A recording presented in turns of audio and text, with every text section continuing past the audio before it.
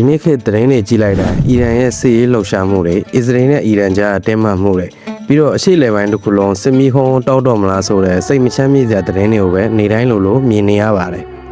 ်ဒီနေရာမှာမေးခွန်းတစ်ခုမေးချင်ပါတယ်ဘာလို့အရှေ့လယ်ပိုင်းဒေသဟာကမ္ဘာအင်အားကြီးနိုင်ငံတွေအတွက်ရောကျွန်တော်တို့အတွက်ပါအမြဲတမ်းထိတ်လန့်စရာကောင်းတဲ့နေရာတစ်ခုဖြစ်နေရတာလေနောက်ထပ်မေးခွန်းတစ်ခုကအခုအချိန်မှာတော်လုံးစရာသတင်းတွေပဲထွက်နေတဲ့ဒီဒေသဟာလွန်ခဲ့တဲ့နှစ်ပေါင်း100ကျော်တုန်းကတော့ Empire တစ်ခုတည်းရဲ့အောက်မှာရာစုနှစ်ပေါင်းများစွာအတော်အသင့်ငြိမ်သက်ခဲ့တယ်ဆိုတာသိကြပါသလားအဲ့ဒီငြိမ်သက်မှုကိုပေးနိုင်ခဲ့တာကတော့တိုက်ကြီး3တိုက်ကိုဖြန့်ကျက်စိုးမိုးခဲ့တဲ့ Ottoman Empire ပဲဖြစ်ပါတယ်အီရန်ရဲ့ဩဇာအာဏာချက်ထွင်မှုတွေအခုဖြစ်နေတဲ့နယ်စပ်ပဋိပက္ခတွေအားလုံးဟာ Ottoman Empire ပြိုလဲသွားရာကနေစတင်ခဲ့တာပါဒီနေ့ဗီဒီယိုမှာတော့ရာစုနှစ်6ခုစာတည်တံ့ခဲ့တဲ့ Ottoman Empire ဘယ်လိုကြာဆုံးသွားသလဲအဲ့ဒီကြာဆုံးမှုကဒီနေ့ခေတ်ကျွန်တော်တို့မြင်နေရတဲ့အီရန်နဲ့အရှေ့လယ်ပိုင်းနိုင်ငံရေးကစားကွက်တွေကိုဘယ်လိုမျိုးအလှည့်ပြောင်းနေဖြစ်စေခဲ့သလဲဆိုတာအသေးစိတ်မျှဝေပေးသွားမှာပါဒီဗီဒီယိုအဆုံးမှာတော့ကြည့်ရှုသူတွေဟာသတင်းထဲမှာမြင်နေရတဲ့အရှေ့လယ်ပိုင်းအခြေအနေတွေကိုအရင်ကားနဲ့မတူတဲ့အမြင်သစ်တစ်ခုနဲ့နားလည်သွားပါလိမ့်မယ်19ရာစုရောက်လာတဲ့အခါမှာတော့ Ottoman Empire ရဲ့ရွှေခေတ်ဟာကုန်ဆုံးသွားခဲ့ပါတယ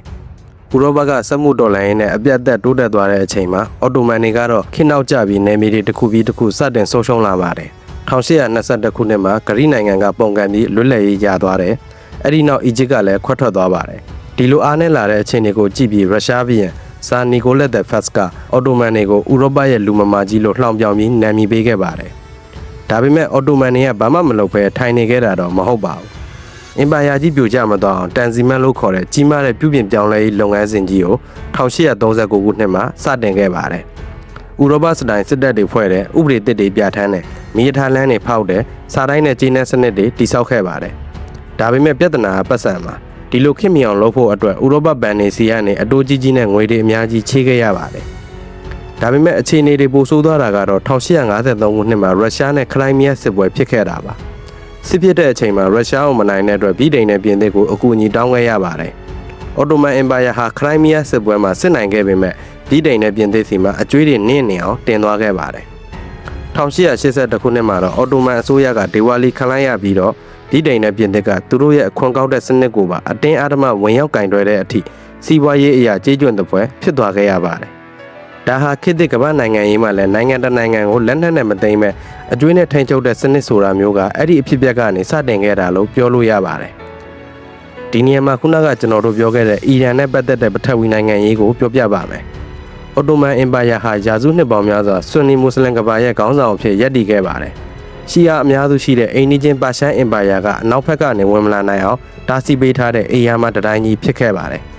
ဒါပေမဲ့အခုလိုအော်တိုမန်တွေကဥရောပရဲ့အကျွေးနေတွေကိုနစ်ပြီးတော့အင်အားနည်းသွားတဲ့အခါပါရှန်တွေအတွက်အရှေ့လယ်ပိုင်းမှာဩဇာချက်ထုံမှုအခွင့်အရေးတွေရလာခဲ့ပါတယ်။ဒါဟာဒီနေ့ခေတ်အရှေ့လယ်ပိုင်းမှာကျွန်တော်တို့မြင်နေရတဲ့ဆွန်နီရှီယာအပြိုင်မှုစစ်ပွဲတွေအတွက်ပထမဆုံးအကွဲကြောင့်စတင်ခဲ့တာဖြစ်ပါတယ်။ဒီလိုအပြင်ဘက်မှာအကွဲကြောင့်နေစတင်လာသလိုအတွင်းဘက်မှာလည်းစီးပွားရေးကကျဆင်းနေမြေတွေကလည်းဇက်တိုက်ဆုံးရှုံးနေတော့အော်တိုမန်ပြည်သူတွေကြားမှာမကျေနပ်မှုတွေဖြစ်ပေါ်လာပါတယ်။ဒီလိုနဲ့1908ခုနှစ်မှာတော့တူရကီလူငယ်များလို့ခေါ်တဲ့ခေတ်ပညာတတ်စစ်ဗိုလ်တစုဟာနိုင်ငံကိုကယ်တင်မယ်ဆိုပြီးအာဏာသိမ်းလိုက်ပါတယ်။နောက်ပိုင်းမှာအဲ့ဒီအဖွဲ့တွေကအမ်ဘာပါရှာလို့ခေါ်တဲ့စစ်ဗိုလ်ချုပ်နဲ့တခြားဗိုလ်ချုပ်2ယောက်ကအင်ပါယာရဲ့အာဏာကိုလုံးဝချုပ်ကိုင်လိုက်ပါတယ်။သူတို့တက်လာပြီးတိတ်မကြခင်1912ခုနှစ်မှာဘော်ကန်စစ်ပွဲတွေဖြစ်ပွားခဲ့ပါတယ်။ဒီစစ်ပွဲဟာဘော်ကန်ဒေသကနိုင်ငံတွေဖြစ်တဲ့ဂရိဘူဂေရီးယားဆာဗီးယားစတဲ့နိုင်ငံတွေပေါင်းပြီးတော့အော်တိုမန်အင်ပါယာကိုတိုက်ခိုက်ကြတာပါ။ဒီစစ်ပွဲမှာအော်တိုမန်တွေကအကြီးကျယ်ရှုံးနိမ့်သွားပြီးတော့ဥရောပတိုက်မှာသူတို့ပိုင်ဆိုင်ထားတဲ့နယ်မြေ80ရာခိုင်နှုန်းကျော်ကိုလက်လွတ်လိုက်ရပါတယ်။ဒီစစ်ပွဲမှာလူပေါင်းများစွာအသက်ခံခဲ့ရပြီးတော့ဒုက္ခသက်တမ်းနဲ့ချီကွန်စတန်တီနိုဘယ်ကိုထွက်ပြေးရတဲ့အထိတမိုင်းမှာအဆိုးရွားဆုံးအကြက်တဲဆိုက်ခဲ့ပါတယ်။အဲ့ဒီလိုအချိန်မှာပဲ1914ခုနှစ်ပထမကမ္ဘာစစ်ကြီးစတင်လာပါတယ်။အော်တိုမန်တွေရဲ့ခေါင်းဆောင်ဖြစ်တဲ့အမ်ဘာပါရှာဟာရုရှားရဲ့ရန်ကနေကာကွယ်ဖို့အတွက်အင်အားကြီးတဲ့မဟာမိတ်တယောက်ကိုအသေးအတန်ရှာခဲ့ပါတယ်။အစားကတော့သူတို့ကဗြိတိန်နဲ့ပြင်သစ်ကိုကတ်ဖို့ကြိုးစားခဲ့ပါသေးတယ်။ဒါပေမဲ့ဗြိတိန်ကအော်တိုမန်တွေပတ်စံကြိုရှင်းထားတဲ့စစ်သင်္ဘောကြီး2စီးကိုမပေးဘဲနဲ့အတင်းအဓမ္မသိမ်းပိုက်လိုက်တဲ့အတွက်အော်တိုမန်တွေအရန်ဒေါသထွက်သွားကြပါတယ်။ဒါနဲ့ပဲအော်တိုမန်တွေကဥရောပမှာအင်အားကြီးနေတဲ့ဂျာမနီနဲ့ပဲလျှို့ဝှက်မှာမိတ်ဆာချုပ်ချုပ်လိုက်ပါတယ်။1914ခုနှစ်အောက်တိုဘာလမှာဂျာမန်စစ်သင်္ဘော2စီးကအော်တိုမန်အလံကိုလွှင့်ထူပြီးတော့ပင်လယ်နယ်ထဲကရုရှားစိတ်ကမ်းတွေကိုဝင်ရောက်ပုံကျဲလိုက်ပါတယ်။ဒါဟာဂျာမနီကအော်တိုမန်အင်ပါယာကိုပထမကမ္ဘာစစ်ထဲကိုတရားဝင်ဆွဲသွင်းလိုက်တာပါ။ဒီအချက်ကိုယနေ့ခေတ်ကမ္ဘာနိုင်ငံရေးနဲ့ချိတ်ဆက်ကြည့်လို့ရပါတယ်။ ဒီနေ့ခေတ်မှာလည်းနိုင်ငံကြီးတွေရဲ့အပြိုင်မှုတွေကြားမှာအားနည်းတဲ့နိုင်ငံတွေကကိုယ်နိုင်ငံရဲ့လုံခြုံရေးအတွက်မဟာမိတ်တွေရှားရပါတယ်။ဒါပေမဲ့အော်တိုမန်ကောင်းဆောင်အင်ပါပါရှားရဲ့ဆုံးဖြတ်ချက်ကတက်တည်ပြနေတာတခုရှိပါတယ်။ရန်သူကြောက်လွှမ်းပြီးတော့အခြားအင်အားကြီးနိုင်ငံတစ်ခုကိုမှီခိုလိုက်တာဟာကိုယ်နိုင်ငံကိုသူများရဲ့စိတ်မြေပြေဖြစ်အောင်တမင်ဖန်တီးပေးလိုက်သလိုဖြစ်ခဲ့ပါတယ်။အော်တိုမန်တွေကရုရှားကိုကြောက်လို့ဂျာမနီနဲ့ပေါင်းလိုက်ပေမဲ့တကယ်တမ်းမှာတော့ဂျာမနီကသူတို့ကိုပြည်ထိုင်တဲ့ရုရှားတပ်တွေအာရုံလွှဲသွားအောင်လို့အော်တိုမန်အင်ပါယာကိုစတေးကန်အယုတ်တစ်ခုအနေနဲ့အသုံးချသွားခဲ့တာပါ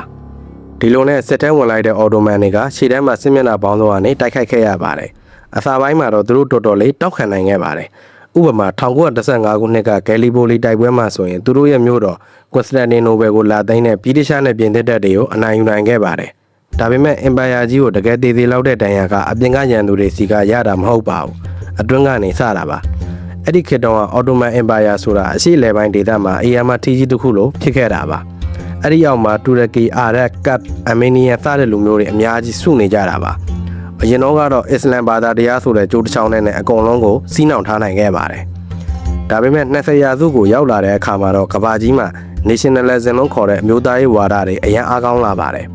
်အထူးသဖြင့်အာရပ်တွေကတူရကီရဲ့အုပ်ချုပ်မှုအောက်မှာဆက်မနေကြတော့ပါဘူးသူတို့ရဲ့ကိုယ်ပိုင်နိုင်ငံထူထောင်ကျင်လာကြပါတယ်ဒီလိုပြည်တွင်းရေးအကွဲကြောင်းကိုဗြိတိရှတို့ကအမိအယအသုံးချလိုက်ပါတယ်1916ခုနှစ်မှာဗြိတိရှထောက်လှမ်းရေးအရာရှိတီလောရန်ကိုလွှတ်ပြီးတော့အာရပ်ခေါင်းဆောင်အနေနဲ့တွားညှိခဲ့ပါတယ်မက်ကာမြို့ကရှယ်ရက်ဟူစိန်ကိုအဓိကစီးရုံးတာပါဗြိတိရှတွေကဘာကိုဂရီပေးလဲဆိုတော့မင်းတို့သာအော်တိုမန်တွေကိုပုံကန်ပြီးတော့ငါတို့ဘက်ကကူညီရင်စစ်ကြီးပြီးတာနဲ့မင်းတို့အတွက်လွတ်လပ်တဲ့အာရပ်နိုင်ငံတော်ကြီးထူထောင်ပေးမယ်ဆိုပြီးဂရီပေးလိုက်ပါတယ်အဲ့ဒီဂရီကိုယုံပြီးတော့1916ခုနှစ်မှာအာရပ်ဒေါ်လာရေးကြီးစတင်ခဲ့ပါတယ်အာရပ်တွေကတော်ရင်ပြောက်ကြားစနစ်နဲ့အော်တိုမန်တွေရဲ့ရထားလမ်းတွေထောက်ပို့လမ်းကြောင်းတွေကိုတိုက်ခိုက်ဖျက်ဆီးခဲ့ပါတယ်ဒီနေရာမှာအော်တိုမန်တွေတော်တော်လေးအကျက်ရိုက်သွားပါတယ်ရှေ့တန်းမှာရုရှားဗြိတိရှတို့နဲ့အသေးလက်တိုက်နေရတဲ့အော်တိုမန်တွေဟာကြောဘက်မှာလည်းကိုလူတွေရဲ့ပုံကံမှုကိုပြင်းပြင်းထန်ထန်ခံခဲ့ရပါတယ်အာရပ်တွေကတော့လွတ်လပ်ရေးရမယ်ဆိုတဲ့မျှော်လင့်ချက်နဲ့သူတို့ရဲ့အုပ်ချုပ်သူအဟောင်းတွေဖြစ်တဲ့အော်တိုမန်တွေကိုတိုက်ထုတ်ခဲ့ကြပါတယ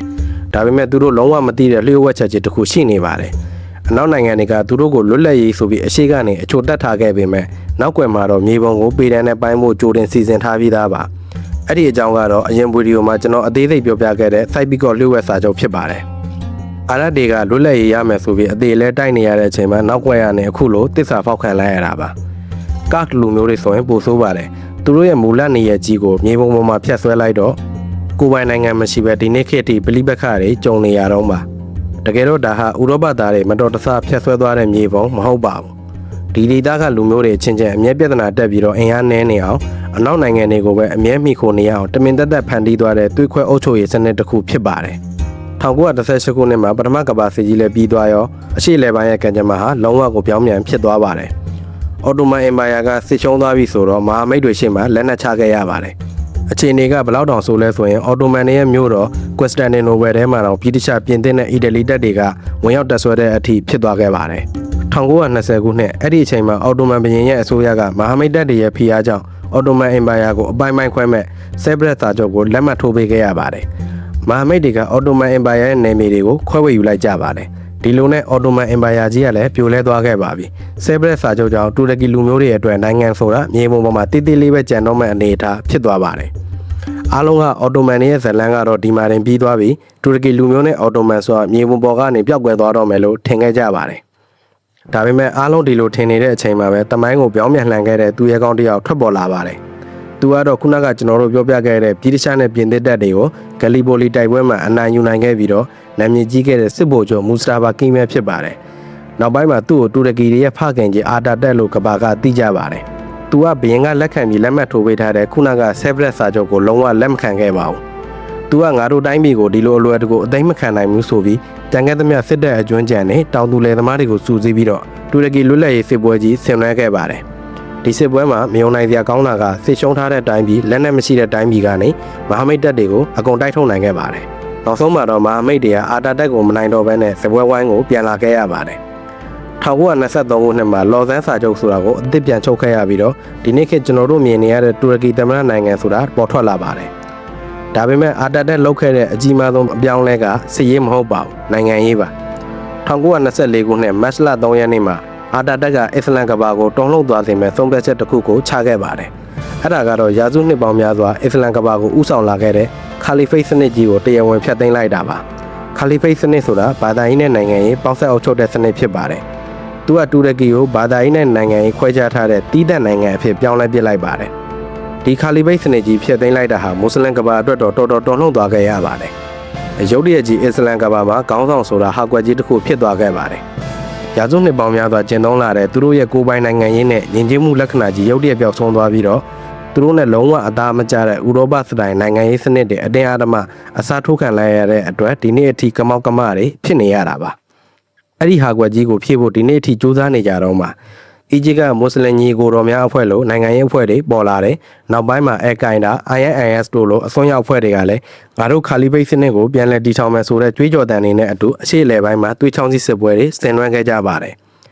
ဒီနေ့ခေတ်အရှိလေပိုင်းကဘာသာရေးအစွန်းရောက်ဝါဒတွေရဲ့အမြင့်ကိုရှာလိုက်ရင်1924ခုနှစ်ကခါလီဖိတ်စနစ်ပြိုကျသွားတဲ့အချိန်ကနေစတင်ခဲ့တယ်လို့နိုင်ငံရေးသုံးသပ်သူတွေကဆိုကြပါတယ်။ညီကုန်းချုပ်အနေနဲ့ဆိုရင်အော်တိုမန်အင်ပါယာကြီးကလည်းပြိုလဲသွားခဲ့ပါပြီ။အာတာတက်ရဲ့တူရကီသမ္မတနိုင်ငံအသစ်လေးကလည်းလမ်းသစ်ကိုရှောင်နေပါပြီ။ဒါပေမဲ့ရာစုနှစ်6ခုစာအရှိအလဲပိုင်းကိုအုပ်စိုးခဲ့တဲ့အင်ပါယာကြီးတစ်ခုလုံးမြေပုံပေါ်ကနေပျောက်ကွယ်သွားတဲ့အခါအရှိအလဲပိုင်းမှာဘာတွေကြံရစ်ခဲ့သလဲ။အဲ့ဒီနေရာမှာဘာတွေအစားထိုးဝင်ရောက်လာသလဲ။စိုက်ပြီးတော့စာချုပ်နဲ့အတူမြေပုံပေါ်မှာပိုင်းဖြတ်ထားတဲ့ဥရောပသားတွေသွေးခွဲအုပ်ချုပ်လို့ရအောင်ဖန်တီးထားတဲ့နိုင်ငံငယ်လေးတွေအစားထိုးပေါ်လာပါတယ်။အကျိုးဆက်ကတော့လူမျိုးစုတွေဘာသာရေးဂိုင်းကနတွေကြားမှာဒီမြေကငါမြေဟိုမြေကမင်းမြေဆိုပြီးသွေးချောင်းစီးတဲ့အာဏာလူပွဲတွေဒီနေ့အထိဖြစ်နေရတာပါ။နိုင်ငံရေးသုံးသက်သူတော်တော်များများကတော့အော်တိုမန်အင်ပါယာပြိုလဲသွားတဲ့ဟာကွက်ကိုဒီနေ့အထိဘယ်သူမှဝင်ပြီးမဖြစ်နိုင်သေးဘူးလို့ဆိုကြပါတယ်။ဒီအချက်ကိုယနေ့ခေတ်နိုင်ငံရေးနဲ့ဆက်ဆက်ကြည့်လို့ရပါတယ်။ဒီနေ့ခေတ်တူရကီနိုင်ငံရဲ့နိုင်ငံခြားရေးမူဝါဒတွေကိုစောင့်ကြည့်ရင်စိတ်ဝင်စားဖို့ကောင်းပါတယ်။လက်ရှိတူရကီသမ္မတအန်ဒိုဂန်ဟာသူတို့ရဲ့အင်ပါယာအဟောင်းနယ်မြေတွေဖြစ်တဲ့ဆီးရီးယားမြောက်ပိုင်းလစ်ဗျားနဲ့မြေထဲပင်လယ်ရှေ့ပိုင်းတွေမှာစစ်ရေးအရာရောနိုင်ငံရေးအရာရောဩဇာလွှမ်းမိုးဖို့အကြီးကျယ်ကြိုးစားနေပါတယ်။ဒီလိုကြိုးစားတာကိုနိုင်ငံရေးကျွမ်းကျင်သူတွေကအော်တိုမန်ဝါဒအသစ်လို့လည်းသတ်မှတ်ကြပါတယ်။ဆိုလိုတာကတူရကီဟာဥရောပဘက်ကိုပဲမျက်နှာမူနေတဲ့အာတာတက်ရဲ့မူဝါဒတွေကနေခွဲထွက်ပြီးတော့အရင်တော့ကသူတို့အုပ်ချုပ်ခဲ့တဲ့အရှေ့လေပိုင်းနဲ့အစ္စလမ်ကဘာရဲ့ခေါင်းဆောင်နေရာကိုပြန်ယူဖို့ကြိုးစားနေတာပါအင်ပါယာကြီးကတည်ဆုံသွားပြီမဲ့သူ့ရဲ့ဝိညာဉ်ကတော့ကမ္ဘာနိုင်ငံရေးစစ်တူရင်ခုံပေါ်မှာအသက်ဝင်နေတော့မှာပဲဒီတော့ကြီးစုသူတွေကိုမေးခွန်းတစ်ခုမေးချင်ပါတယ်အော်တိုမန်အင်ပါယာကြီးပြိုလဲသွားတာဟာကမ္ဘာကြီးအတွက်ပိုကောင်းသွားတာလားဒါမှမဟုတ်ပိုဆိုးသွားတာလားလူကြီးမင်းတို့ရဲ့အမြင်သုံးသပ်ချက်တွေကိုကွန်မန့်မှာပုံမလွန်လဲဆွေးနွေးသွားဖို့ဖိတ်ခေါ်ပါတယ်တမိုင်းဆိုတာအတိတ်မှာကြံခဲ့တဲ့စာအုပ်အဟောင်းကြီးမဟုတ်ပါဘူးဒီနေ့ကျွန်တော်တို့ရက်တည်နေတဲ့မြေပြင်ဟာအတိတ်ကဆုံးဖြတ်ချက်တွေရဲ့ရလဒ်ပါအော်တိုမန်အင်ပါယာကြာဆုံးခြင်းကနေကျွန်တော်တို့သင်ခန်းစာယူစရာတွေအများကြီးရှိပါတယ်မဟာမိတ်ရွေးချယ်မှုအမှားတွေလူမျိုးရေးပဋိပက္ခတွေခေါင်းဆောင်မှုဟာကွက်နဲ့အင်အားကြီးနိုင်ငံတွေရဲ့ကစားကွက်တွေအကြောင်းဖြစ်ပါတယ်ဒါရီယာ21ရာစုမှာလည်းပုံစံပြောင်းပြီးဆက်လက်ဖြစ်ပွားနေတော့မှာပဲ